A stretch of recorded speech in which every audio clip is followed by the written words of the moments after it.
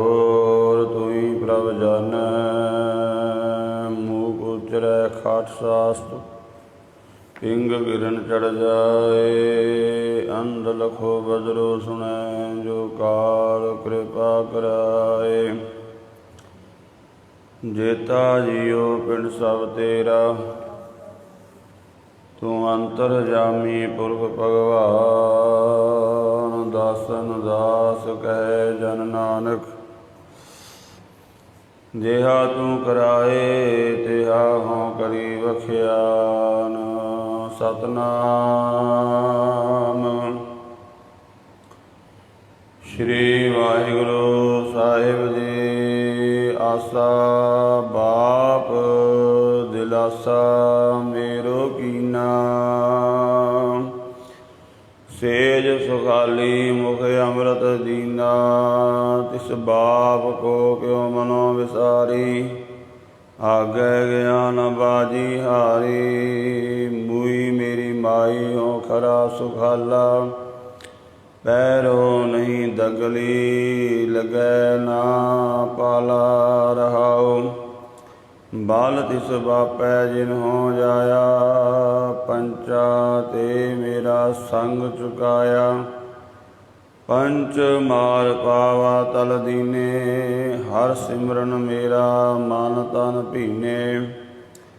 पिता हमारो वड गोसाई तिस पिता पै हो क्यों कर जाई। सतगुर मिले ता मार्ग दिखाया जगत पिता मेरे मन पाया। हो पूत तेरा तू बाप मेरा एक ठार दुआ बसेरा। कहो कबीर जन एको बूझिया गुर प्रसाद में सबके सूझिया। कहो कबीर जन एको बूझिया गुर प्रसाद में सबके सूझिया। वाहिगुरु जी का खालसा वाहिगुरु जी की फतेह। परम सत्कारयोग गुरु रूप गुरु खालसा साध संगत जीओ। गुरबाणी दी पावन कथा नाल जुड़न का सुभाग प्राप्त हो रहा है। चल रही लड़ीवार कथा विचार दे तहत आसा राग दे विच इस समय भगत कबीर साहब जी का उच्चारण किया होया पावन शब्द पाठ आप जी ने सरवण किया है। ये पावन शब्द श्री गुरु ग्रंथ साहिब महाराज जी के पावन अंग 476 ते सुभाएमान है। अज दे इस पावन शब्द दे विच भगत कबीर साहब जी उत्तम जगियासू की अवस्था नूं बयान करते हैं। उत्तम जगियासू जो साधना करके जो गुरु की मत लैके परमात्मा की भगती करता है ते एक दिन वो परमात्मा दे विच अभेद हो जाता है। जिस बारे श्री गुरु तेग बहादुर साहब जी महाराज फरमान करते ने गुर किरपा जिह नर को कीनी तह एह जुगत पछानी। नानक लीन भ्यो गोबिंद स्यों ज्यों पानी संग पानी। जिमें पानी की बूंद पानी दे विच मिल के उही रूप हो जाती है। इस तरह गुरु की कृपा जिसनों प्राप्त हुई है वो फिर वाहिगुरु दे विच अभेद होया है। ते भगत कबीर साहब जी फरमान करते ने हुण मैं बड़ा सुखी हो गया हाँ क्योंकि मेरे तो माया का प्रभाव परे हो गया है। जीव दे दुख का कारण जदों तक ये माया के प्रभाव हेठा है ये जीव दुखी होवेगा और कल्पदा रहेगा। पर जदों नाम का अभ्यास किया माया का प्रभाव घट गया तो फिर ਉਸ ਗੁਰਮੁਖ ਨੂੰ ਇਹ ਵੀ ਪਤਾ ਲੱਗ ਜਾਂਦਾ ਹੈ ਕਿ ਮੇਰਾ ਹੁਣ ਆਵਾਗਮਨ ਖਤਮ ਹੋ ਗਿਆ ਹੈ। ਕਿਸੇ ਕੋਲੋਂ ਪੁੱਛਣ ਦੀ ਲੋੜ ਨਹੀਂ ਹੈ। ਜਿਵੇਂ ਕੋਈ ਮਨੁੱਖ ਰੋਟੀ ਖਾਵੇ ਤੇ ਉਹਨੂੰ ਪਤਾ ਲੱਗ ਜਾਂਦਾ ਮੈਂ ਰੱਜ ਗਿਆ ਹਾਂ, ਪਾਣੀ ਪੀਵੇ ਉਹਨੂੰ ਪਤਾ ਲੱਗ ਜਾਂਦਾ ਮੇਰੀ ਪਿਆਸ ਬੁਝ ਗਈ ਹੈ। ਉਹਦੇ ਘਰ ਵਿੱਚ ਧਨ ਪਿਆ ਹੈ, ਪੈਸਾ ਪਿਆ ਹੈ, ਤੇ ਲੋਕ ਉਹਨੂੰ ਭਾਵੇਂ ਗਰੀਬ ਕਹਿਣ, ਪਰ ਉਹਨੂੰ ਪਤਾ ਹੁੰਦਾ ਵੀ ਮੇਰੇ ਘਰ ਦੇ ਵਿੱਚ ਕਿੰਨਾ ਧਨ ਪਿਆ ਹੋਇਆ ਹੈ। ਇਸ ਕਰਕੇ ਉਹ ਨਿਸ਼ੰਕ ਹੋ ਕੇ ਚੱਲਦਾ ਹੈ, ਬੇਪਰਵਾਹ ਹੋ ਕੇ ਚੱਲਦਾ ਹੈ, ਬੇਫਿਕਰ ਹੋ ਕੇ ਚੱਲਦਾ ਹੈ, ਕਿਉਂਕਿ ਉਹਨੂੰ ਆਪਣੇ ਆਪ ਦਾ ਪਤਾ ਹੁੰਦਾ ਵੀ ਮੇਰੇ ਕੋਲ ਕੀ ਕੁਝ ਪਿਆ ਹੋਇਆ ਹੈ। ਇਸੇ ਤਰ੍ਹਾਂ ਗੁਰਮੁਖ ਉਸ ਅਵਸਥਾ ਵਿੱਚ ਜਦੋਂ ਪਹੁੰਚਦੇ ਨੇ ਤੇ ਉਹਨਾਂ ਨੂੰ ਇਹ ਸਮਝ ਆ ਜਾਂਦੀ ਹੈ, ਉਹਨਾਂ ਨੂੰ ਇਹ ਸੋਝੀ ਆ ਜਾਂਦੀ ਹੈ, ਉਹਨਾਂ ਨੂੰ ਇਹ ਪਤਾ ਲੱਗ ਜਾਂਦਾ ਹੈ ਕਿ ਹੁਣ ਅਸੀਂ ਸਰੀਰ ਰੂਪੀ ਦਗਲਾ ਨਹੀਂ ਧਾਰਨ ਕਰਾਂਗੇ ਤੇ ਸਾਨੂੰ ਹੁਣ ਪਰਮਾਤਮਾ ਦਾ ਦੇਸ਼ ਪ੍ਰਾਪਤ ਹੋ ਗਿਆ ਹੈ। ਭਗਤ ਕਬੀਰ ਸਾਹਿਬ ਜੀ ਇੱਥੇ ਪਰਮਾਤਮਾ ਵਾਸਤੇ ਜੋ ਸ਼ਬਦ ਵਰਤਿਆ ਹੈ ਉਹ ਬਾਪ। ਜਿਵੇਂ ਮਨੁੱਖ ਦਾ ਸਾਡਾ ਸਭ ਤੋਂ ਜੋ ਪਿਆਰਾ ਅਤੇ ਨੇੜੇ ਦਾ ਰਿਸ਼ਤਾ ਹੈ ਉਹ ਬਾਪ ਦਾ ਹੈ, ਪਿਤਾ ਦਾ ਹੈ। ਪਿਤਾ ਜਿਸ ਨੇ ਸਾਰੀ ਉਮਰ ਬਹੁਤ ਮਿਹਨਤ ਕਰਕੇ ਧਨ ਕਮਾਇਆ, ਉਹ ਬੜਾ ਹੀ ਸੌਖੇ ਤਰੀਕੇ ਦੇ ਨਾਲ ਆਪਣੇ ਪੁੱਤਰ ਨੂੰ ਆਪਣੀ ਪ੍ਰੋਪਰਟੀ ਦੇ ਦਿੰਦਾ ਹੈ, ਆਪਣਾ ਧਨ ਦੇ ਦਿੰਦਾ ਹੈ। ਹੋਰ ਕੋਈ ਉਸ ਕੋਲ ਮੰਗੇ ਨਹੀਂ ਦਿੰਦਾ, ਪਰ ਉਹਦਾ ਪੁੱਤਰ ਉਸ ਦੇ ਕੋਲੋਂ ਸਾਰਾ ਕੁਝ ਲੈ ਲੈਂਦਾ, ਬਲਕਿ ਉਹ ਆਪ ਖੁਸ਼ੀ ਦੇ ਨਾਲ ਉਸ ਨੂੰ ਦੇ ਦਿੰਦਾ ਹੈ। ਪਰ ਕਿਸ ਨੂੰ ਦਿੰਦਾ ਹੈ? ਜਿਹੜਾ ਪੁੱਤਰ ਆਗਿਆਕਾਰੀ ਹੁੰਦਾ ਹੈ। ਤੇ ਉਸ ਪੁੱਤਰ ਤੇ ਪਰਮਾਤਮਾ ਰੱਬ ਜਿਹੜਾ ਪਿਤਾ ਹੈ ਉਹ ਵੀ ਮਾਣ ਕਰਦਾ ਹੈ। ਇਸੇ ਤਰ੍ਹਾਂ ਜਿਹੜਾ ਭਗਤ ਹੈ, ਜਿਹੜਾ ਰੱਬ ਦੀ ਆਗਿਆ ਵਿੱਚ ਚੱਲਦਾ, ਰੱਬ ਦਾ ਭਗਤ ਹੈ, ਪਰਮਾਤਮਾ ਵੀ ਉਸ 'ਤੇ ਮਾਣ ਕਰਦਾ ਹੈ ਔਰ ਪਰਮਾਤਮਾ ਫਿਰ ਆਪਣੀਆਂ ਸਾਰੀਆਂ ਬਖਸ਼ਿਸ਼ਾਂ ਉਸ ਨੂੰ ਦੇ ਦਿੰਦਾ ਹੈ। ਧੰਨ ਭਗਤ ਕਬੀਰ ਸਾਹਿਬ ਜੀ ਇਸ ਪਾਵਨ ਸ਼ਬਦ ਦੇ ਵਿੱਚ ਫੁਰਮਾਨ ਕਰ ਰਹੇ ਹਨ। ਆਸਾ ਬਾਪ ਦਿਲਾਸਾ ਮੇਰੋ ਕੀਨਾ, ਸੇਜ ਸੁਖਾਲੀ ਮੁਖ ਅੰਮ੍ਰਿਤ ਦੀਨਾ।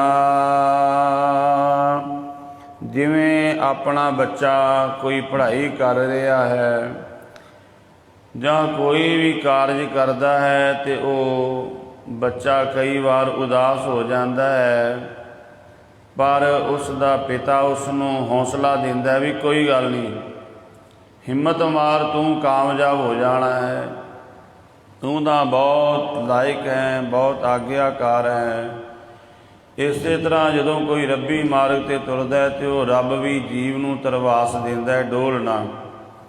ਆਪਾਂ ਇੱਕ ਬਚਪਨ ਦੇ ਵਿੱਚ ਪਿੰਡਾਂ ਵਿੱਚ ਹੁਣ ਵੀ ਕਿਤੇ ਕਿਤੇ ਪੜ੍ਹਦੇ ਹਨ ਕਿ ਜਿਸ ਸਮੇਂ ਭਗਤ ਪ੍ਰਹਿਲਾਦ ਦੀ ਪਰਖ ਹੋਣ ਲੱਗੀ ਤੇ ਉਹਨਾਂ ਨੂੰ ਕਿਹਾ ਵੀ ਇਹ ਤਪਦੇ ਹੋਏ ਥੰਮ ਨੂੰ ਜਫਾ ਮਾਰ ਲੈ। ਹਰਨਾਕਸ਼ ਨੇ ਕਹਿਣਾ ਕੀਤਾ ਪ੍ਰਹਿਲਾਦ ਨੂੰ, ਤੂੰ ਇਸ ਤਪਦੇ ਹੋਏ ਥੰਮ ਨੂੰ ਜਫਾ ਮਾਰ।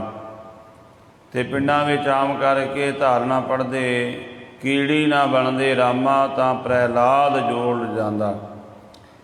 ਕੀੜੀ ਇੱਕ ਤਪਦੇ ਹੋਏ ਥੰਮ 'ਤੇ ਚੱਲ ਰਹੀ ਹੈ, ਭਗਤ ਪ੍ਰਹਿਲਾਦ ਦੀ ਦ੍ਰਿਸ਼ਟੀ ਉੱਥੇ ਪੈ ਗਈ। ਵੇਖਿਆ ਇਹ ਤਪਦਾ ਹੋਇਆ ਥੰਮ ਇੱਕ ਕੀੜੀ ਨੂੰ ਨਹੀਂ ਸਾੜ ਸਕਦਾ, ਇਹ ਤਾਂ ਮੇਰੇ ਰਾਮ ਦਾ ਹੀ ਕੋਈ ਕੋਤਕ ਹੈ। ਤੇ ਜਾ ਕੇ ਉਸ ਤਪਦੇ ਹੋਏ ਥੰਮ ਨੂੰ ਜੱਫਾ ਮਾਰ ਲਿਆ, ਕੋਈ ਵਾਲ ਵੀ ਵਿੰਗਾ ਨਹੀਂ ਹੋਇਆ, ਕਿਉਂਕਿ ਪਰਮਾਤਮਾ ਕਿਸੇ ਨਾ ਕਿਸੇ ਰੂਪ ਵਿੱਚ ਆ ਕੇ ਨਾਮ ਜਪਣ ਵਾਲੇ ਨੂੰ ਹੌਸਲਾ ਦੇ ਦਿੰਦਾ ਹੈ ਵੀ ਤੂੰ ਹੌਸਲਾ ਰੱਖ, ਧੀਰਜ ਰੱਖ, ਡਰ ਨਾ, ਚੱਲੀ ਚੱਲ, ਕਾਮਯਾਬ ਹੋਵੇਂਗਾ। ਬਾਪ ਦਿਲਾਸਾ ਮੇਰੋ ਕੀਨਾ, ਮੇਰੇ ਬਾਪ ਪਰਮਾਤਮਾ ਵਾਹਿਗੁਰੂ ਨੇ ਮੈਨੂੰ ਦਿਲਾਸਾ ਦੇਤਾ, ਧਰਵਾਸ ਦੇ ਦਿੱਤੀ, ਧੀਰਜ ਦੇ ਦਿੱਤੀ ਜਿਵੇਂ ਕੋਈ ਬੰਦਾ ਕਿਸੇ ਪੱਖ ਤੋਂ ਕਮਜ਼ੋਰ ਹੋਵੇ ਅਤੇ ਉਹਦੇ ਨਾਲ ਉਹਦੇ ਪਿਆਰ ਵਾਲੇ ਆ ਕੇ ਖੜ੍ਹ ਜਾਂਦੇ ਨੇ, ਤੂੰ ਡਰਨਾ, ਕੋਈ ਗੱਲ ਨਹੀਂ, ਅਸੀਂ ਤੇਰੇ ਨਾਲ ਹਾਂ, ਅਤੇ ਉਹਦਾ ਹੌਸਲਾ ਵੱਧ ਜਾਂਦਾ ਹੈ। ਇਸੇ ਤਰ੍ਹਾਂ ਜਦੋਂ ਕੋਈ ਰੱਬੀ ਮਾਰਗ 'ਤੇ ਚੱਲਦਾ ਹੈ ਅਤੇ ਪੂਰੇ ਵਿਸ਼ਵਾਸ ਨਾਲ ਚੱਲਦਾ ਹੈ, ਫਿਰ ਰੱਬ ਆਪ ਆ ਕੇ ਉਹਦੀ ਸਹਾਇਤਾ ਕਰਨ ਲੱਗ ਜਾਂਦਾ ਹੈ। ਅਤੇ ਭਗਤ ਕਬੀਰ ਸਾਹਿਬ ਜੀ ਕਹਿੰਦੇ, ਕੀ ਧਰਵਾਸਾ ਦਿੱਤਾ, ਕੀ ਬਖਸ਼ਿਸ਼ ਹੋਈ ਹੈ, ਸੇਜ ਸੁਖਾਲੀ ਮੁਖ ਅੰਮ੍ਰਿਤ ਦੀਨਾ, ਮੈਨੂੰ ਧੀਰਜਤਾ ਦੇਤੀ, ਟਿਕਾ ਦੇ ਦਿੱਤਾ, ਆਸਰਾ ਦੇ ਦਿੱਤਾ ਨਾਮ ਦਾ। ਉਸ ਨਾਮ ਨੂੰ ਜਪ ਕੇ ਮੈਂ ਅੰਮ੍ਰਿਤ ਪੀ ਲਿਆ ਹੈ, ਅੰਮ੍ਰਿਤ ਦੀ ਦਾਤ ਦੇ ਦਿੱਤੀ, ਨਾਮ ਅੰਮ੍ਰਿਤ ਦੀ। ਹਿਰਦੇ ਦੀ ਸੇਜ ਸੁਖੀ ਹੋ ਗਈ, ਜਿਹੜਾ ਹਿਰਦਾ ਹਰ ਸਮੇਂ ਕਲਪਦਾ ਰਹਿੰਦਾ ਸੀ, ਹਰ ਸਮੇਂ ਦੁਖੀ ਰਹਿੰਦਾ ਸੀ, ਫਿਕਰਾਂ ਨਾਲ ਭਰਿਆ ਹੋਇਆ ਸੀ, ਸੇਜ ਸੁਖਾਲੀ, ਹਿਰਦੇ ਦੀ ਸੇਜ ਸੁੱਖਾਂ ਨਾਲ ਭਰ ਗਈ। ਮੁਖ ਅੰਮ੍ਰਿਤ ਦੀਨਾ, ਅਤੇ ਪ੍ਰਮਾਤਮਾ ਨੇ ਕਿਰਪਾ ਕਰਕੇ ਮੇਰੇ ਮੁਖ ਵਿੱਚ ਅੰਮ੍ਰਿਤ ਪਾਤਾ, ਭਾਵ ਨਾਮ ਦਾ ਰਸ ਦੇ ਦਿੱਤਾ, ਨਾਮ ਜਪਣ ਦਾ ਰਸ ਆਉਣ ਲੱਗ ਪਿਆ ਹੈ। ਜਦੋਂ ਸਾਨੂੰ ਰੂਹਾਨੀ ਮੰਡਲ ਵਿੱਚ ਧਰਮ ਦੇ ਮਾਰਗ ਵਿੱਚ ਚੱਲਦਿਆਂ ਇਸ ਤਰ੍ਹਾਂ ਦਾ ਰਸ ਆਉਣ ਲੱਗ ਜਾਵੇ, ਸਮਝ ਲਓ ਪਰਮਾਤਮਾ ਦੀ ਕਿਰਪਾ ਹੈ। ਜਦੋਂ ਰਸ ਆ ਰਿਹਾ ਹੁੰਦਾ ਬਾਣੀ ਪੜ੍ਹਨ ਦਾ, ਨਾਮ ਜਪਣ ਦਾ, ਅਤੇ ਸਮਝ ਲਓ ਇਹ ਪਰਮਾਤਮਾ ਦੀ ਕਿਰਪਾ ਹੈ, ਅਤੇ ਇਹਨੂੰ ਹੋਰ ਸੰਭਾਲਣਾ ਚਾਹੀਦਾ ਹੈ। ਭਗਤ ਕਬੀਰ ਸਾਹਿਬ ਜੀ ਕਹਿੰਦੇ, ਤਿਸ ਬਾਪ ਕੋ ਕਿਉ ਮਨੋ ਵਿਸਾਰੀ, ਆਗੇ ਗਿਆ ਨ ਬਾਜੀ ਹਾਰੀ। ਜਿਸ ਪਿਤਾ ਨੇ ਆਪਾਂ ਨੂੰ ਘਰ ਦਿੱਤਾ, ਪ੍ਰੋਪਰਟੀ ਦਿੱਤੀ, ਕਦੇ ਮਨੁੱਖ ਆਪਣੇ ਉਸ ਪਿਤਾ ਨੂੰ ਭੁੱਲਦਾ ਹੈ? ਕਦੇ ਵੀ ਨਹੀਂ ਭੁੱਲਦਾ। ਉਹ ਆਪਣੇ ਪਿਓ ਨੂੰ ਸਦਾ ਯਾਦ ਰੱਖਦਾ, ਮੇਰੇ ਪਿਤਾ ਨੇ ਵੇਖੋ ਮੈਨੂੰ ਇਹ ਕੋਠੀ ਬਣਾ ਕੇ ਦਿੱਤੀ, ਮੇਰੇ ਪਿਤਾ ਨੇ ਮੈਨੂੰ ਇਹ ਕੁਝ ਦਿੱਤਾ ਹੈ। ਐਸਾ ਜੋ ਵਾਹਿਗੁਰੂ ਨਿਰੰਕਾਰ, ਜਿਸ ਨੇ ਸਾਨੂੰ ਨਾਮ ਦਾ ਰਸ ਦੇ ਦਿੱਤਾ, ਇਹ ਸਾਰੀਆਂ ਦੌਲਤਾਂ ਦਿੱਤੀਆਂ। ਭਗਤ ਕਬੀਰ ਸਾਹਿਬ ਜੀ ਕਹਿੰਦੇ, ਭਾਈ ਉਸ ਰੱਬ ਨੂੰ, ਉਸ ਪਿਤਾ ਨੂੰ ਕਿਉਂ ਮਨੋਂ ਵਿਸਾਰਨਾ ਹੈ? ਜਿਹਨੇ ਇੰਨਾ ਕੁਝ ਦੇ ਦਿੱਤਾ, ਉਸ ਪਿਤਾ ਨੂੰ ਤੇ ਹਰ ਪਲ ਯਾਦ ਰੱਖਣਾ ਚਾਹੀਦਾ ਹੈ। ਆਗੇ ਗਿਆ ਨ ਬਾਜੀ ਹਾਰੀ, ਐਸਾ ਜੋ ਵਾਹਿਗੁਰੂ ਸਾਡਾ ਪਿਤਾ ਹੈ, ਉਹਨੂੰ ਮਨੋਂ ਤੋਂ ਕਿਉਂ ਭੁਲਾਈਏ? ਕਦੇ ਵੀ ਨਹੀਂ ਭੁਲਾਵਾਂਗੇ। ਅਤੇ ਉਹਦੇ ਨਾਮ ਦਾ ਹੀ ਸਦਕਾ ਜਦੋਂ ਅੱਗੇ ਜਾਵਾਂਗੇ, ਸਰੀਰ ਨੂੰ ਅੱਗੇ ਵੀ ਬਾਜੀ ਜਿੱਤਾਂਗੇ, ਬਾਜੀ ਹਾਰਾਂਗੇ ਨਹੀਂ। ਭਾਵ ਉਸ ਵਾਹਿਗੁਰੂ ਦੀ ਦਰਗਾਹ ਦੇ ਵਿੱਚ ਵੀ ਸੁੱਖ ਆਨੰਦ ਦੀ ਪ੍ਰਾਪਤੀ ਹੋਵੇਗੀ। ਭਗਤ ਕਬੀਰ ਸਾਹਿਬ ਜੀ ਫਰਮਾਨ ਕਰ ਰਹੇ ਨੇ, ਮੂਈ ਮੇਰੀ ਮਾਈ ਹੋਂ ਖਰਾ ਸੁਖਾਲਾ, ਪੈਰੋਂ ਨਹੀਂ ਦਗਲੀ ਲੱਗੈ ਨਾ ਪਾਲਾ। ਰਹਾਓ, ਮੂਈ ਮੇਰੀ ਮਾਈ, ਮਾਈ ਦਾ ਅਰਥ ਭਾਵ ਹੈ ਮਾਂ, ਮਾਤਾ, ਮਾਇਆ। ਭਗਤ ਕਬੀਰ ਸਾਹਿਬ ਜੀ ਕਹਿੰਦੇ, ਇੱਥੇ ਮੂਈ ਦਾ ਭਾਵ ਹੈ ਮਾਤਾ ਦਾ ਅਸਰ ਘਟ ਗਿਆ। ਜਿਹੜਾ ਬੱਚਾ ਮਾਂ ਦੀ ਹੀ ਗੋਦ ਨਹੀਂ ਛੱਡੇਗਾ, ਪਿਤਾ ਦੀ ਉਂਗਲ ਪਕੜ ਕੇ ਬਾਹਰ ਨਹੀਂ ਜਾਵੇਗਾ, ਉਹ ਸੰਸਾਰ ਤੋਂ ਖਾਲੀ ਰਹਿ ਜਾਵੇਗਾ, ਸੰਸਾਰ ਵਿੱਚ ਕਾਮਯਾਬ ਨਹੀਂ ਹੋ ਸਕੇਗਾ। ਜਿਹੜਾ ਬੱਚਾ ਮਾਂ ਦੀ ਹੀ ਗੋਦ ਵਿੱਚ ਬੈਠਾ ਰਹਿੰਦਾ ਹੈ। ਇਸੇ ਤਰ੍ਹਾਂ ਜਿਹੜਾ ਮਾਇਆ ਨਾਲ ਹੀ ਜੁੜਿਆ ਹੋਇਆ ਹੈ, ਉਹ ਫਿਰ ਸੰਸਾਰ ਵਿੱਚ ਕਾਮਯਾਬ ਨਹੀਂ ਹੋ ਸਕਦਾ, ਫਿਰ ਸੁੱਖ ਨਹੀਂ ਲੈ ਸਕਦਾ ਸੰਸਾਰ ਦਾ। ਭਗਤ ਕਬੀਰ ਸਾਹਿਬ ਜੀ ਕਹਿੰਦੇ, ਮੂਈ ਮੇਰੀ ਮਾਈ ਹੋਂ ਖਰਾ ਸੁਖਾਲਾ। ਮੇਰੀ ਮਮਤਾ ਜਿਹੜੀ ਸੀ, ਮਾਇਆ ਦਾ ਪ੍ਰਭਾਵ ਮੇਰੇ ਉੱਪਰ, ਉਹ ਹੁਣ ਘਟ ਗਿਆ। ਮੋਏ ਤੋਂ ਭਾਵ ਹੈ ਘਟ ਗਿਆ, ਦੂਰ ਹੋ ਗਿਆ। ਹੋਂ ਖਰਾ ਸੁਖਾਲਾ, ਮੈਂ ਹੁਣ ਬੜਾ ਖਰਾ ਸੁਖੀ ਹੋ ਗਿਆ। ਅਸਲ ਵਿੱਚ ਮਨੁੱਖ ਸੰਸਾਰ ਵਿੱਚ ਰਹਿੰਦਾ ਹੋਇਆ, ਪਦਾਰਥਾਂ ਵਿੱਚ ਰਹਿੰਦਾ ਹੋਇਆ, ਜਦੋਂ ਪਰਮਾਤਮਾ ਦੀ ਉਂਗਲ ਪਕੜ ਲੈਂਦਾ ਹੈ, ਅਤੇ ਫਿਰ ਜੀਵਨ ਦਾ ਇੱਕ ਵੱਖਰਾ ਢੰਗ ਬਣ ਜਾਂਦਾ ਹੈ, ਇੱਕ ਵੱਖਰਾ ਅੰਦਾਜ਼ ਬਣ ਜਾਂਦਾ ਹੈ, ਔਰ ਇੱਕ ਰਸ ਬਣ ਜਾਂਦਾ ਹੈ। ਸੰਸਾਰ ਵਿੱਚ ਮਨੁੱਖ ਉਹ ਵੀ ਜੀਵਦਾ ਜਿਹੜਾ ਰੱਬ ਦੀ ਬੰਦਗੀ ਤੋਂ ਬਿਨਾਂ, ਪਰ ਉਹ ਰੋਂਦਾ ਹੋਇਆ, ਹਰ ਸਮੇਂ ਕਲਪਦਾ ਹੋਇਆ, ਚਿੰਤਾ ਦੇ ਵਿੱਚ। ਪਰ ਸੰਸਾਰ ਵਿੱਚ ਗੁਰਮੁਖ ਵੀ ਜੀਵਦਾ ਹੈ, ਉਹਨੇ ਨਾਮ ਸਿਮਰਨ ਆਪਣੇ ਪੱਲੇ ਬੰਨ੍ਹਿਆ ਹੋਇਆ ਹੈ, ਵਾਹਿਗੁਰੂ ਦੀ ਉਂਗਲ ਪਕੜੀ ਹੋਈ ਹੈ ਔਰ ਬੜਾ ਸੁਖ ਲੈਂਦਾ ਹੈ। ਪੈਰੋਂ ਨੀ ਦਗਲੀ ਲੱਗੈ ਨਾ ਪਾਲਾ। ਰਹਾਉ। ਭਗਤ ਕਬੀਰ ਸਾਹਿਬ ਜੀ ਵਿਸ਼ਰਾਮ ਦੇ ਕੇ ਕਹਿੰਦੇ ਨੇ, ਪੈਰੋਂ ਨੀ ਦਗਲੀ। ਦਗਲੀ ਫਾਰਸੀ ਦਾ ਸ਼ਬਦ ਦਗਲਾ, ਭਾਵ ਖਫਣੀ, ਉਹ ਜਿਹੜੀ ਫਕੀਰ ਪਾਉਂਦੇ ਨੇ ਕੱਪੜਾ ਸਰੀਰ 'ਤੇ, ਰੂਹਦਾਰ ਵਧੀਆ ਸਰਦੀ ਤੋਂ ਬਚਣ ਵਾਸਤੇ। ਭਗਤ ਕਬੀਰ ਸਾਹਿਬ ਜੀ ਕਹਿੰਦੇ, ਹੁਣ ਮੈਂ ਸਰੀਰ ਰੂਪੀ ਗੋਦੜੀ ਆਤਮਾ ਮੇਰੀ ਨਹੀਂ ਧਾਰਨ ਕਰੇਗੀ, ਭਾਵ ਮੇਰਾ ਆਵਾਗਮਨ ਖਤਮ ਹੋ ਗਿਆ ਹੈ ਅਤੇ ਜਿਹੜੇ ਦੁੱਖਾਂ ਦਾ ਪਾਲਾ ਲੱਗਦਾ ਹੈ ਸਰੀਰ ਨੂੰ ਧਾਰਨ ਕਰਨ ਦੇ ਨਾਲ, ਉਹ ਪਾਲਾ ਵੀ ਨਹੀਂ ਲੱਗੇਗਾ। ਭਾਵ ਹੁਣ ਮੈਂ ਦੁੱਖਾਂ ਤੋਂ ਬਰੀ ਹੋ ਗਿਆ ਹਾਂ ਅਤੇ ਸਰੀਰ ਰੂਪੀ ਗਦਲਾ ਜਿਹੜਾ ਹੈ, ਸਰੀਰ ਰੂਪੀ ਜਿਹੜੀ ਦਗਲਾ ਜਿਹੜਾ ਹੈ, ਸਰੀਰ ਰੂਪੀ ਜਿਹੜਾ ਬਸਤਰ ਹੈ, ਇਹ ਵੀ ਮੇਰੀ ਆਤਮਾ ਨੂੰ ਹੁਣ ਇਹਦੀ ਲੋੜ ਨਹੀਂ ਰਹੀ, ਕਿਉਂਕਿ ਮੈਂ ਉਸ ਅਵਸਥਾ ਦੇ ਵਿੱਚ ਚਲਾ ਗਿਆ ਜਿੱਥੇ ਸੰਸਾਰ ਦੇ ਸੰਕਲਪ ਵਿਕਲਪ ਦੁੱਖ ਆਦਿਕ ਇਹਨਾਂ ਦਾ ਅਸਰ ਨਹੀਂ ਹੁੰਦਾ ਰਹਾ। ਉਹ ਵਿਸ਼ਰਾਮ ਦੇ ਕੇ ਕਹਿੰਦੇ ਨੇ, ਬਾਲਤ ਇਸ ਬਾਪੈ ਜਿਨ ਹੋ ਜਾਇਆ, ਪੰਚਾਂ ਤੇ ਮੇਰਾ ਸੰਗ ਚੁਕਾਇਆ। ਜਿਵੇਂ ਸੰਸਾਰਕ ਤੌਰ 'ਤੇ ਜਿਸ ਦਾ ਪਿਤਾ ਬਹੁਤ ਪੜ੍ਹਿਆ ਲਿਖਿਆ ਹੈ ਅਤੇ ਬਹੁਤ ਧਨਾਢ ਹੈ, ਉਹਦੇ ਘਰ ਵਿੱਚ ਜਿਹੜੇ ਬੱਚੇ ਨੇ ਜਨਮ ਲਿਆ ਉਹ ਬੜਾ ਫਖਰ ਕਰਦਾ ਹੈ। ਇੱਕ ਗਰੀਬ ਦੇ ਘਰ ਵੀ ਬੱਚੇ ਨੇ ਜਨਮ ਲਿਆ ਹੈ, ਉਹ ਸਾਰੀ ਉਮਰ ਕੋਸਦਾ ਰਹਿੰਦਾ ਹੈ ਵੀ ਗਰੀਬ ਦੇ ਘਰ ਵਿੱਚ ਮੇਰਾ ਜਨਮ ਹੋ ਗਿਆ। ਮਾਂ ਪਿਓ ਦੀ ਗਰੀਬੀ ਵੇਖਦਾ ਹੈ, ਆਪ ਵੀ ਗਰੀਬੀ ਵਿੱਚ ਦਿਨ ਕੱਢਦਾ, ਉਮਰ ਕੱਢਦਾ ਅਤੇ ਰੋਂਦਾ ਹੀ ਰਹਿੰਦਾ ਹੈ। ਪਰ ਇੱਕ ਦੇ ਘਰ ਵਿੱਚ ਬੜਾ ਧਨ ਜਨਮ ਤੋਂ ਹੀ ਅਰਬਾਂ ਪਤੀ ਹੈ, ਉਹ ਬੜਾ ਮਾਣ ਕਰਦਾ, ਵੇਖੋ ਮੇਰੇ ਪਿਤਾ ਦਾ ਇੰਨਾ ਧਨ, ਇੰਨੀ ਪ੍ਰੋਪਰਟੀ, ਆਪਣੇ ਪਿਤਾ 'ਤੇ ਮਾਣ ਕਰਦਾ। ਇਸੇ ਤਰ੍ਹਾਂ ਜਦੋਂ ਰੱਬ ਨਾਲ ਜੁੜ ਗਏ ਅਤੇ ਫਿਰ ਉਸ ਪਰਮਾਤਮਾ ਦੇ ਘਰ ਵਿੱਚ ਨਵਾਂ ਜਨਮ ਹੁੰਦਾ ਹੈ। ਗੁਰੂ ਦੇ ਸ਼ਬਦ ਦਾ ਅਭਿਆਸ ਕਰਨ ਨਾਲ ਸਾਡਾ ਇੱਕ ਨਵਾਂ ਜਨਮ ਹੁੰਦਾ ਹੈ ਪਰਮਾਤਮਾ ਦੇ ਘਰ ਵਿੱਚ, ਗੁਰੂ ਦੇ ਘਰ ਵਿੱਚ। ਸਤਿਗੁਰ ਕੇ ਜਨਮੇ ਗਵਨ ਮਟਾਇਆ।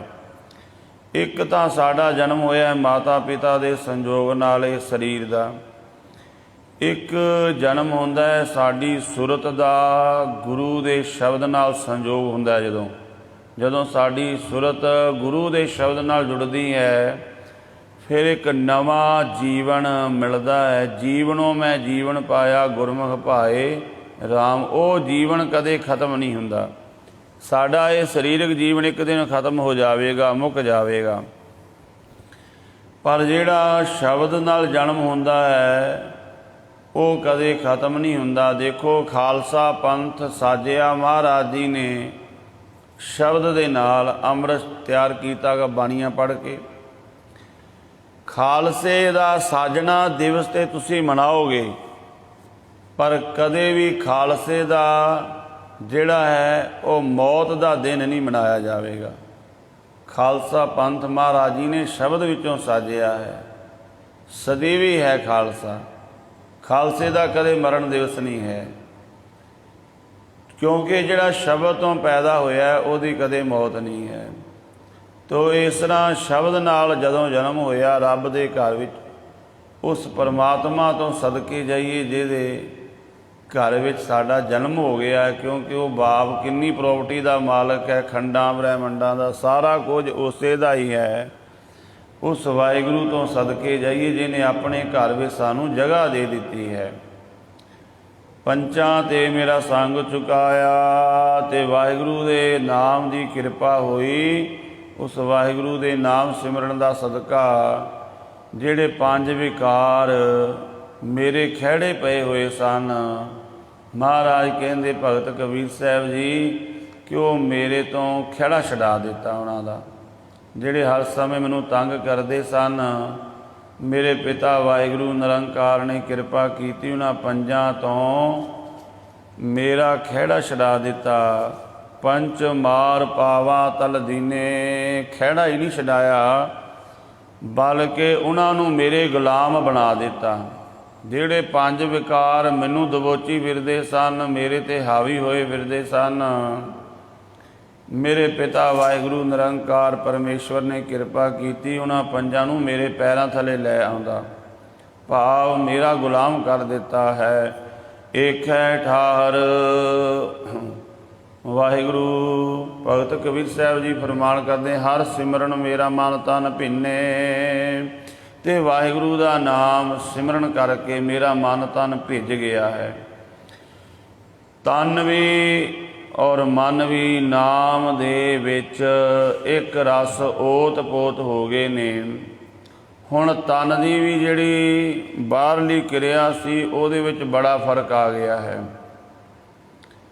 ਜਦੋਂ ਆਪਾਂ ਵੇਖੀਏ ਸਾਡਾ ਇਹ ਤਨ ਨਾਮ ਬਾਣੀ ਤੋਂ ਵਿਹੂਣਾ ਹੈ ਤੇ ਇਹਦੇ ਜੀਵਨ ਦੀ ਰਫਤਾਰ ਗੁਫਤਾਰ ਕੁਝ ਹੋਰ ਹੈ। ਪਰ ਜਦੋਂ ਇਹਨੂੰ ਨਾਮ ਦਾ ਰਸ ਆ ਗਿਆ, ਸਰੀਰ ਉਹੀ ਹੈ, ਪਰ ਇਹਦੀ ਫਿਰ ਅਵਸਥਾ ਕੁਝ ਹੋਰ ਹੋ ਜਾਂਦੀ ਹੈ। ਇਹਨੂੰ ਇੱਦਾਂ ਕਹਿ ਲਓ ਆਪਾਂ, ਜਿਵੇਂ ਇੱਕ ਗੱਡੀ ਹੈ ਨਾ, ਗੱਡੀ, ਉਸ ਗੱਡੀ ਦੇ ਵਿੱਚ ਤੁਸੀਂ ਪਾਣੀ ਪਾ ਦਿਓ ਪੈਟਰੋਲ ਦੀ ਥਾਂ 'ਤੇ, ਜਾਂ ਡੀਜ਼ਲ ਪਾ ਦਿਓ, ਜਾਂ ਸਰੋਂ ਦਾ ਤੇਲ ਪਾ ਦਿਓ, ਉਹ ਚੱਲਣ ਦੀ ਥਾਂ ਦੁਖੀ ਕਰੇਗੀ। ਉਹੀ ਗੱਡੀ ਹੈ, ਦੁਖੀ ਕਰੇਗੀ ਆਪਾਂ ਨੂੰ। ਪਰ ਜਦੋਂ ਉਹਦੇ ਵਿੱਚ ਉਹ ਚੀਜ਼ ਜਿਹ ਨਾਲ ਚੱਲਦੀ ਹੈ ਉਹ ਪੈ ਗਿਆ ਪੈਟਰੋਲ, ਤਾਂ ਉਹ ਸਾਨੂੰ ਸੁੱਖ ਦਿੰਦੀ ਹੈ। ਗੱਡੀ ਉਹੀ ਹੈ, ਪਰ ਜਦੋਂ ਉਹਦੇ ਨਾਲ ਦੀ ਜਿਹੜੀ ਚੀਜ਼ ਉਹਨੂੰ ਚਾਹੀਦੀ ਸੀ ਉਹ ਮਿਲ ਗਈ, ਗੱਡੀ ਉਹੀ ਸੁੱਖ ਦੇਣ ਲੱਗ ਜਾਂਦੀ ਹੈ। ਇਹ ਸਾਡਾ ਸਰੀਰ ਬਿਲਕੁਲ ਇਸੇ ਤਰ੍ਹਾਂ ਇਹ ਨਾਮ ਤੋਂ ਹੀ ਬਣਿਆ ਹੈ। ਨਾਮ ਕੇ ਧਾਰੇ ਸਗਲੇ ਜੰਤ, ਨਾਮ ਕਰਕੇ ਸਾਡਾ ਸਰੀਰ ਚੱਲ ਰਿਹਾ ਹੈ। ਅਤੇ ਜੇ ਆਪਾਂ ਇਹਦੇ ਵਿੱਚ ਸੰਸਾਰ ਦੇ ਵਿਕਾਰ ਪਾਵਾਂਗੇ, ਸੰਸਾਰ ਦੀਆਂ ਗੱਲਾਂ ਪਦਾਰਥ ਪਾਵਾਂਗੇ ਅਤੇ ਦੁਖੀ ਹੋਵੇਗਾ ਸਰੀਰ। ਪਰ ਜਦੋਂ ਇਹਦੇ ਵਿੱਚ ਨਾਮ ਪਾ ਦੇਵਾਂਗੇ, ਜਦੋਂ ਬਾਣੀ ਪਾਵਾਂਗੇ ਇਹਦੇ ਵਿੱਚ, ਅਤੇ ਇਹਦੀ ਰਫਤਾਰ ਗੁਫਤਾਰ ਕੁਝ ਹੋਰ ਹੋਵੇਗੀ। ਸਰੀਰ ਉਹੀ ਹੈ, ਗੱਡੀ ਉਹੀ ਹੈ, ਪੈਟਰੋਲ ਦੀ ਥਾਂ 'ਤੇ ਉਹਦੇ ਵਿੱਚ ਆਪਾਂ ਪਾਣੀ ਪਾ ਦਿੱਤਾ, ਡੀਜ਼ਲ ਪਾ ਤਾ, ਸਰੋਂ ਦਾ ਤੇਲ ਪਾ ਤਾ, ਕੁਝ ਹੋਰ ਪਾ ਤਾ, ਉਹ ਸਭ ਦੁਖੀ ਕਰੇਗੀ।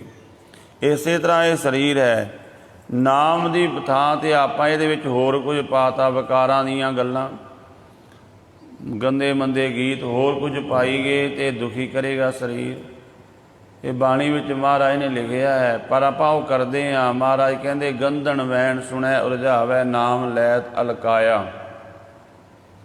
ਮੇਰੇ ਮੋਹਨ ਸਰਵਣੀ ਇਹ ਨਾ ਸੁਣਾਏ, ਸਾਕਤ ਗੀਤ ਨਾਦ ਧੁਨ ਗਾਵਤ, ਬੋਲਤ ਬੋਲ ਅਜਾਏ।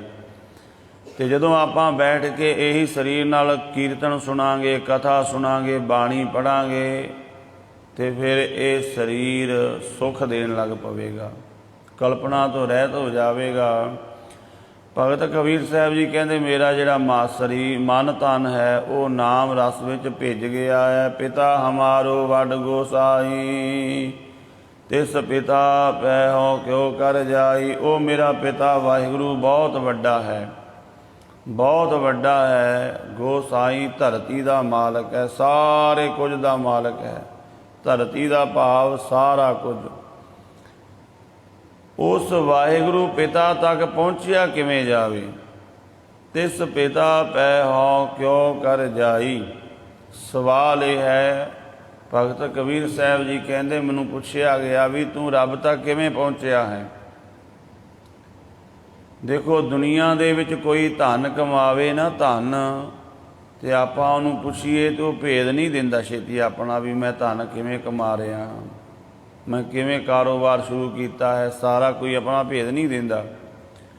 ਪਰ ਜਦੋਂ ਰੱਬ ਦੇ ਪਿਆਰਿਆਂ ਕੋਲ ਤੁਸੀਂ ਬੇਨਤੀ ਕਰੋਗੇ, ਪੁੱਛੋਗੇ ਵੀ ਤੂੰ ਰੱਬ ਤੱਕ ਕਿਵੇਂ ਪਹੁੰਚਿਆ, ਫਿਰ ਉਹ ਗੱਲ ਦੱਸਦੇ ਨੇ, ਮਾਰਗ ਦੱਸਦੇ ਨੇ। ਭਗਤ ਕਬੀਰ ਸਾਹਿਬ ਜੀ ਕਹਿੰਦੇ, ਮੈਨੂੰ ਪੁੱਛਿਆ ਗਿਆ ਵੀ ਰੱਬ ਤੱਕ ਤੁਸੀਂ ਕਿਵੇਂ ਪਹੁੰਚੇ ਹੋ। ਸਤਿਗੁਰ ਮਿਲੇ ਤਾਂ ਮਾਰਗ ਦਿਖਾਇਆ, ਜਗਤ ਪਿਤਾ ਮੇਰੇ ਮਨ ਭਾਇਆ। ਸਤਿਗੁਰੂ ਮਿਲ ਗਏ ਪੂਰੇ ਸਤਿਗੁਰੂ ਨੇ ਮਾਰਗ ਦਿਖਾਤਾ ਵੀ ਰੱਬ ਤੱਕ ਪਹੁੰਚਣ ਦਾ ਇਹ ਰਸਤਾ ਹੈ। ਆਪਾਂ ਨੂੰ ਵੀ ਰੱਬ ਤੱਕ ਪਹੁੰਚਣ ਦਾ ਰਸਤਾ ਧੰਨ ਗੁਰੂ ਗ੍ਰੰਥ ਸਾਹਿਬ ਮਹਾਰਾਜ ਜੀ ਦੱਸਦੇ ਨੇ। ਰੱਬ ਤੱਕ ਪਹੁੰਚਣ ਦਾ ਰਸਤਾ ਕਿਹੜਾ ਹੈ? ਰੱਬ ਤੱਕ ਪਹੁੰਚਣ ਦਾ ਰਸਤਾ ਹੈ ਸ਼ਬਦ, ਬਾਣੀ, ਗੁਰੂ ਦਾ ਮੰਤਰ, ਮੂਲ ਮੰਤਰ। ਤੇ ਰਸਤਾ ਆਪਾਂ ਨੂੰ ਪਤਾ ਲੱਗ ਜੇ, ਆਪਾਂ ਰਸਤੇ ਤੇ ਤੁਰੀਏ ਨਾ ਕਿ ਕਿਸੇ ਮੰਜ਼ਿਲ ਤੇ ਪਹੁੰਚ ਜਾਵਾਂਗੇ। ਤੁਰਨਾ ਪਵੇਗਾ ਨਾ। ਇਸੇ ਤਰ੍ਹਾਂ ਆਪਾਂ ਨੂੰ ਪਤਾ ਲੱਗ ਗਿਆ ਵੀ ਰੱਬ ਤੱਕ ਪਹੁੰਚਣ ਦਾ ਰਸਤਾ ਹੈ ਬਾਣੀ, ਸ਼ਬਦ। ਪਰ ਅਭਿਆਸ ਕੌਣ ਕਰੇਗਾ? ਆਪਾਂ ਕਿਸੇ ਗਵਾਂਢੀ ਨੂੰ ਕਹੀਏ ਲੈ ਵੀ ਤੈਨੂੰ ਮੈਂ ਪੈਸੇ ਦੇਣਾ ਤੇ ਮੇਰੀ ਥਾਂ ਤੇ ਤੂੰ ਤੁਰਿਆ ਪਹੁੰਚ ਮੈਂ ਜਾਵਾਂ, ਕੀ ਐਵੇਂ ਹੋ ਜਾਵੇਗਾ? ਵੀ ਪੈਸੇ ਆਪਾਂ ਉਹਨੂੰ ਦੇ ਦਈਏ ਵੀ ਤੁਰ ਤੂੰ ਤੇ ਪਹੁੰਚ ਉਸ ਸ਼ਹਿਰ ਮੈਂ ਜਾਵਾਂ, ਕਦੇ ਨਹੀਂ ਹੋਵੇਗਾ। ਜਿਹੜਾ ਤੁਰੇਗਾ ਪਹੁੰਚੇਗਾ ਉਹੀ। ਤਾਂ ਇਸ ਕਰਕੇ ਇਹ ਸਾਨੂੰ ਅਭਿਆਸ ਆਪ ਕਰਨਾ ਪਵੇਗਾ। ਭੋਜਨ ਛਕਾਂਗੇ ਸਾਡੀ ਭੁੱਖ ਮਿਟੇਗੀ, ਭੋਜਨ ਕੋਈ ਹੋਰ ਛਕੇ ਭੁੱਖ ਸਾਡੀ ਨਹੀਂ ਮਿਟੇਗੀ। ਇਸੇ ਤਰ੍ਹਾਂ ਸਾਨੂੰ ਭਜਨ ਬੰਦਗੀ ਆਪ ਹੀ ਕਰਨੀ ਪਵੇਗੀ, ਆਪ ਹੀ ਨਾਮ ਜਪਣਾ ਪਵੇਗਾ। ਭਗਤ ਕਬੀਰ ਸਾਹਿਬ ਜੀ ਕਹਿੰਦੇ ਮੈਨੂੰ ਮੇਰੇ ਗੁਰੂ ਨੇ ਮਾਰਗ ਦਿਖਾਤਾ, ਇਹ ਰਸਤਾ ਹੈ, ਇਸ ਰਸਤੇ 'ਤੇ ਚੱਲ। ਕਿਹੜਾ ਰਸਤਾ? ਸ਼ਬਦ ਦਾ ਰਸਤਾ, ਬਾਣੀ ਦਾ ਰਸਤਾ। ਵੀ ਬਾਣੀ ਦਾ ਅਭਿਆਸ ਕਰੋ ਵੱਧ ਤੋਂ ਵੱਧ।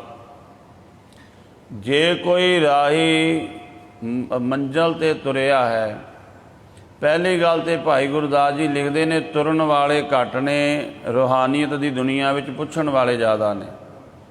पूछत पथक ते मार्ग ना धारै पग, प्रीतम के देश कैसे बातन से जाइए। कि पुछी जाते ने भाई साहब किहड़ा शब्द पढ़िए, किहड़ी बाणी पढ़िए। बाणी तो सारी रब तक लै जाएगी। साडे वल्लों देरी है। कोई बाणी पढ़न लग जाओ तुसी, तुहानूं बाणी सारी ही रब तक लै जाएगी। कोई फर्क नहीं है बाणी दे विच। दिल्ली नूं कई रस्ते जाते ने, जिहड़े रस्ते मर्जी तुर पवो पहुँच जाओगे। चंडीगढ़ नूं कई रस्ते जाते ने, कई पासों रस्ते आउंदे ने, जिहड़े पासे तुसी हो उस पासों लग जाओ, पहुँच जाओगे अपनी मंजिल ते। पर पुछी जांदा सारी उम्र। दूसरा एक कदम अगे एक कदम पिछे गया, 10 कदम अगे गया फिर मुड़ आया, वो बंदा भी कदे नहीं पहुँचेगा। कदे बाणी पढ़ ली, कदे संसार वाल चल पिया, कदे पढ़ ली कदे संसार वाल चल पिया, ये भी नहीं पहुँचता। तो कह देंदा भी इस तरह का कोई अगे शहर है ही नहीं जिहदी तुसीं गल करदे हो। तो भगत कबीर साहब जी कहंदे सतगुरु ने मार्ग दस दिता, उस मार्ग ते तुरे, जगत पिता मेरे मन भाया। गुरु के दसे हुए मार्ग ते जदों चले, वो परमात्मा वाहिगुरु मेरे मन नूं भा गया। क्योंकि जिमें जिमें वो मार्ग ते चले तो वह रस आउण लग पिया। हों पूत पितेरा तू बाप मेरा, एक ठार दुहां वसेरा। ते रब नाल मिलाप हो गया, ऐसी अवस्था आ गई, रब नाल एक हो गए। तो भगत कबीर साहब कहते उत्थे भगत कह दिंदा परमात्मा मैं तेरा पुत्र ते तू मेरा पिता है। हों पूत तेरा तू बाप मेरा। जिमें एक पुत्र पिता ते हक जमांदा है ना भी तू मेरा प्यो मैनू ये चीज़ दे, उन्होंने हक ना आप अपने प्यो नू कह सकते हाँ। आप अपने चाचे ताए नू किसी होर नू हक नाल नहीं, उन्ने रोब नाल नहीं कह सकते जिन्ने प्यार नाल अपने प्यो नू कह सकते हैं भी तू मैनू ये चीज़ दे।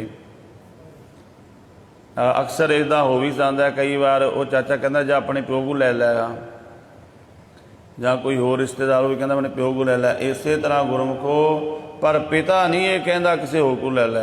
जदों आप पिता दे नाल गल करांगे तो इस तरह भगत कबीर साहब जी कहते रब नाल असीं एक होए, एक है ठार दुहां वसेरा। इक्को थां ते दुहां दा वसेबा हो गया। अब तो जाए चढ़े संघासन, मिले है सार पानी। राम कबीरा एक भय है, कोई ना सकै पछानी। कहो कबीर जन एको बूझिया, गुर प्रसाद में सब के सूझिया। भगत कबीर साहब जी कहते मैं जन सेवक ने इक्को वाहिगुरू नूं बुझ लिया है। जान पछाण हो गई मेरी रब दे नाल, भाव एकता हो गई है। पर ये सारी खेड बनी है गुर प्रसाद मैं सब किछ सूझिया। गुरु की कृपा नाल मैनू रब की सारी सूझ आ गई है, समझ आ गई है रब की है तो उन्होंने किवें मिलिया जा सकता है, गुरु की कृपा नाल। ते गुरु की कृपा होंदी जदों आपां गुरु दा हुक्म मन्नांगे, गुरु की आग्या दे विच चलांगे, सतगुरु की फिर कृपा होंदी है। सतगुरु सानू वार वार कहते ने आवो सिख सतगुरु के प्यारिओ गाओ सच्ची बाणी। महाराज कहते भाई बाणी पढ़ो, बाणी गावो, बाणी दे नाल जुड़ो, सतगुरु मैं राम करन, सतगुरु के अमृत बचनां नूं कमा सकीए। सतगुरु की अगाध बोध बाणी दीआं विचारां करदिआं होईआं भुल्लां दी खिमा करनी। धन धन श्री गुरु हरकृष्ण साहिब महाराज जी के प्रकाश गुरपुर दी खुशियां अंदर अज अखंड पाठ साहिब आरंभ होना है। 2 तरीक नूं भोग पाए जाने ने, हाजरियां भर के लाहे प्राप्त करने जी। वाहिगुरू जी का खालसा, वाहिगुरू जी की फतेह।